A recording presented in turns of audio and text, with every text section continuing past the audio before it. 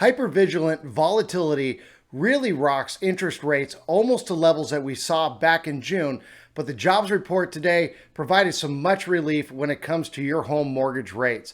Let's go ahead and let's dive into that information and see what happened with interest rates this week right after this.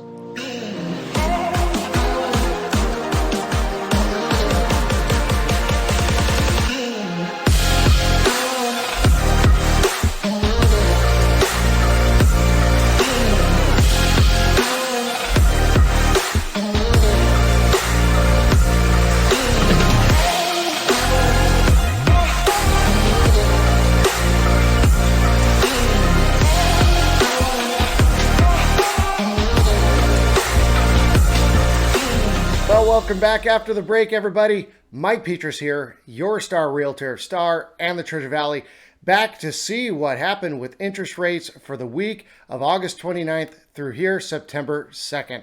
So let's go ahead, let's dive in that information. Let's see how hyper vigilant volatility really kind of affected this all. Plus, the jobs report kind of bringing some relief towards the end of it. All right, before we really start diving into the data here, I just briefly want to go through the definition of hypervigilance in itself. The definition of hypervigilance is the elevated state of consistently assessing potential threats. And right now, what is the potential threat? Primary potential threat to investors is whether or not the Fed is going to continue on an aggressive stance in order to combat CPI or inflation. Are they going to continue to raise interest rates and the federal funds rate at an extreme level that they have been doing over the last few months? And what a lot of this was prior to his speech last week at Jackson Hole, they were really preparing for this. So they're basically kind of selling off. Stocks and bonds were both selling off in preparation of them getting a lot more aggressive coming down the line. And that continued into this week, which really almost raised interest rate levels on homes back to levels that we haven't seen since June. And they got really up there, and they got basically up to about 6.25. So that continued to really kind of move along until really today's jobs report came out. So what does that really mean? What that means is that when the economy is doing better than it actually is, it would really force the Fed to raise the federal funds rate and interest rates aggressively in order to continue to combat CPI. Now, we did know from some reports that came out last week that the Fed is seeing some signs, just 1 month of signs that actually maybe their position right now is starting to work, and that CPI may either be capped or start to be lowering as it comes down. So maybe inflation is actually going to start seeing its tackle here and there. But the jobs report today also showed signs that the labor force is starting to diminish a bit. Of course, when the numbers came out in July, I kind of said, wow, that is a really big jump in the amount of jobs that actually hit the United States in 1 month as compared to the month prior. And now today, even the month after, the jobs report did not show that there was that many jobs that were new jobs that hit the economy today. So is the Fed actually effectively starting to weaken the labor force that they were talking about back in Jackson Hole in order to start calming down this economy? So with the jobs report showing that the labor force is slowing down and that this could change the minds of the Fed to aggressively continue to raise those interest rates in response to do so. Now, another thing that did come out was the ISM report this week, and that was on the manufacturing side. And the manufacturing side really kind of showed little to no change. When the manufacturing is above 50%, it's generally indicating that the economy is still doing good. Productivity is still doing good. So there's a lot of information, data that's really throwing out there that the Fed really has to put together and decide whether or not the raises on the federal funds rate, interest rates, etc., is really slowing down this economy. And do they have to still get aggressive when they meet on September 13th? Now, do I personally think they're still going to go up by 3/4 of a point or a 0.75 rise? Yeah, I do. But there could be some debate in there now as to whether or not they'd go up a 0.5 point instead. And remember, as interest rates go up, bond prices fall because investors are starting to sell them off, and the yields will go up to reflect that. And when the yields in the 10-year treasury, even though the MBS is semi-different than the treasury yields, they really do correlate to one another. So when the yields on the 10-year treasury goes up, so do interest rates on mortgages. And that was what was happening this week, is a lot of sellers were selling off, which was raising up the yields. And they were doing that before the Jackson Hole speech as well, which really started rising the interest rates on mortgage home loans. So let's go ahead, let's dive in, and let's see what was happening with the rest of it and really the effects on this week. So let's take a look at the 30-year MBS, and let's take a look at what happened to it over the week. But the good news today is that the jobs report did come out, which is showing that the economy is really not doing as good as wasn't to say like initially reported back in July, which could tell the Fed that maybe their aggressiveness that they're doing with the federal funds rate is finally starting to maybe pay off, along with that with other reports that came out over the last week or so. But today we got some relief. We saw that the overall MBS price went up 25 basis points, which is good, because remember, when the price value goes up, interest rates come down, and vice versa. When the price goes down, the interest rates will go up. But we had a bad week overall, really because of the hypervigilance, and we really have not seen these numbers, or we haven't seen the interest rates on homes get this high since June, and we were just shy over that mark. We're at 6.28% in June. I believe that the highest that we got this week was 6.25. It was that close. But if we're taking a look at August 29th, we lost 20 basis points, which raised up the interest rates. Next day, 8 basis points, raised them up. August 31st was probably the worst of this week, raised up 0.39 base, or went down 0.39 basis points, which raised the interest rates. But today September 21st, or 1st, sorry, got ahead of myself there, went down 23 basis points too. So we took hit after hit after hit after hit, except for today. Today, when the jobs report came up, the actual value went up 25 basis points, which lowered it back down. So today we're actually sitting at 6.02% on a 30-year fixed rate. But we'll go ahead and we'll dive in and kind of more or less summarize this all here momentarily. Let's take a look at the 15-year UMBS at a 4.5 coupon. It actually went down 11 basis points today, so we can expect the interest rates on the 15-year loan to go up. But as we scroll down and we take a look, they kind of went back and forth in the 15-year this week. Went down 27 basis points, which raised up the interest rates on Monday. Tuesday, the price went up 19 basis points, which lowered the interest rates on a 15-year. On August 31st, of course, they went down again 0.39, just like they did with the 30-year, which raised up the interest rates. Teeter-tottered back 0.13 up, which lowered the interest rates. And then today it's coming back down. So the 15-year has just been kind of doing this all week long. But let's go ahead and let's take a look at where rates sit today. If we're looking at a 30-year fixed, we're looking at 6.02, which is down 0.21% today.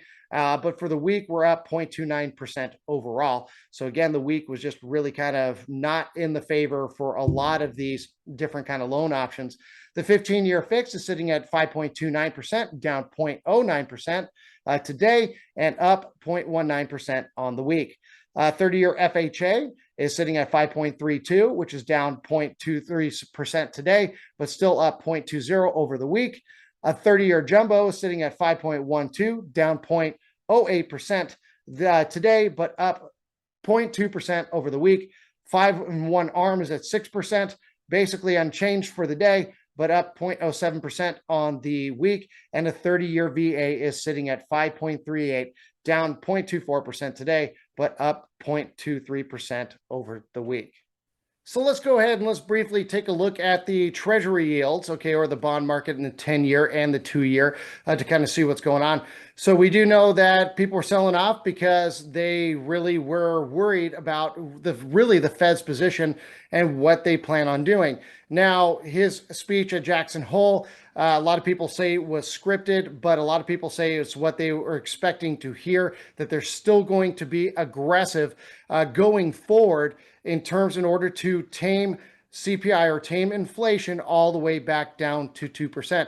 So are they still anticipating a rise in the federal funds rate? Sure, but is this economic data that we've seen in the PCE report that came out, the ISM, and now the jobs report showing the Fed that they're actually doing the steps necessary to be able to tame inflation? So, but as we know, as the interest rates go up from the Fed, or at least as we've been talking about in these videos, as it goes up from the Fed, the bond prices will fall, and you can expect the yields to go up, which we know that the yields correlate to mortgage interest rates, and they generally follow. So if the yields are going up, then you can anticipate the interest rates to go up right along with them. So we'll just have to wait and see. But we can see that the price change happened today. The prices went up on the bonds, which lowered the yield, which is lowering our overall what we're spending. This is on the 2-year Treasury yield right here. And we see it's came down some today with the price change going up. If we're taking a look at the 10-year Treasury yield, sorry, let me go ahead and scroll up here. Again, we're sitting at 3.197, which is down a little bit today. But if we're going and taking a look at the price, look, you can see that the price are going up. So you can see that correlation as we're moving along. Let's go ahead and let's take a look at the stock markets briefly too. We know that the Dow Jones has been down pretty much all week, or the Dow Jones has been down all week. So as the NASDAQ, so as the S&P.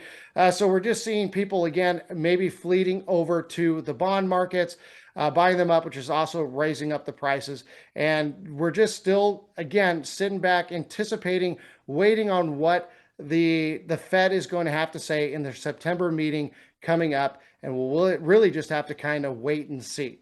So let's hope for the best. But lastly, what I want to go ahead and show here is some of the reports that have, came out. And what I really want to focus on is today's reports. As we're taking a look at the non-farm payrolls, or basically the jobs report, we see that back in July, just so that you can see this, previous, they reported 526,000 jobs. They were anticipating the median forecast to be at 318,000 jobs for this month of August, but we can see that it came up at 315,000 jobs. So again, the jobs report came in lower, which eased some of the fears that a hot labor market would force the Federal Reserve to continue hiking interest rates, or the federal funds rate, at an aggressive pace to tame the CPI. And as again, to reiterate, as we know, as interest rates lower, the price of the bonds go up, lowering the yields. But if the interest rates go up, the price of the bonds fall and the yields go up. But we are anticipating that the federal funds rate will continue to go up. But is it going to be a 0.5 point, or is it going to be a 3/4 point? If we're looking at the unemployment rate, previously the unemployment rate was sitting at 3.5%. It was anticipated to stay at the same, but the unemployment rate went up 3.7%. So, or to 3.7%. So it is showing that the jobs market, unfortunately, is cooling. Everybody take a look at that, or they're taming the jobs market, which is really kind of the goal of the Fed, to help correct what is going on here in our nation. So just kind of keep your eye out on that. Well, thank you very much, everybody, for taking the time out of your day to watch this video. I hope that you did find the information useful on what is happening with interest rates this week across the home market, across the United States. Of course, is this really a bad time to buy? Well, the interest rates might be high, but keep in mind a recession really is around the corner. I just think it's pretty much inevitable at this point. Powell already came in last week mentioning how the jobs market is going to generally feel the pressure of what is going to happen coming up. Plus, we also know that we've seen 2 negative quarters of GDP. The inflation rate is still above 4%, and unemployment is below 4%. And we have been seeing month-to-month inversions over the 10-year and 2-year Treasury yields as we go along. These are strong indicators.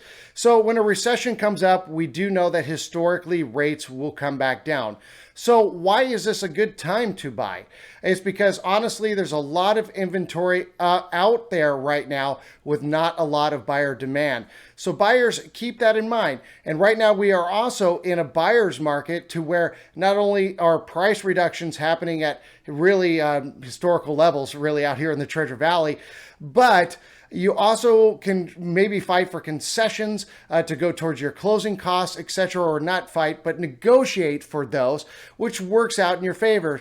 Plus, on top of that, you could really kind of get the home of your dreams right now, considering the amount of inventory that is out there as compared to maybe fighting over one or two houses that you more or less kind of have to deal with. So even if you lock in at, say, a higher interest rate today, sometime here in the future, and I'm guessing after the midterms, and more maybe in a quarter one of 2023, you can go ahead and you can refinance more or less for free, lower that rate. So not only did you get the house of your dreams that you're really looking for, you got concessions that maybe came with it with strong negotiations, but also on top of that, you'll be able to refinance, get that lower rate. So it is really, really a win-win-win situation. So if you are looking to buy, sell, or invest right here in the Treasure Valley, feel free to reach out to me today. I can be reached at area code 208-715-STAR. Again, that's 208-715-7827. And if you're looking to begin your home shopping experience today, please visit my website at www.yourstarrealtor.com. Also, if you're thinking about moving in from out of state right here to the Treasure Valley, click in the description below, download my free relocation guide, so that way you're in the know before you decide to make the move. Also, please comment below. Would love to hear your thoughts on what you think is happening with this economy and what you think is going to happen maybe in housing coming up. Love to hear your thoughts and respond to them too as well. But also, please click that subscribe button below. Click the notification bell so that you're constantly in tune with all the videos that I do come up with in the future. Well, thank you so much, everybody. Again, I look forward to the day we speak. Look forward to the day I call you my neighbor. God bless. Until then, thank you so much. Bye-bye.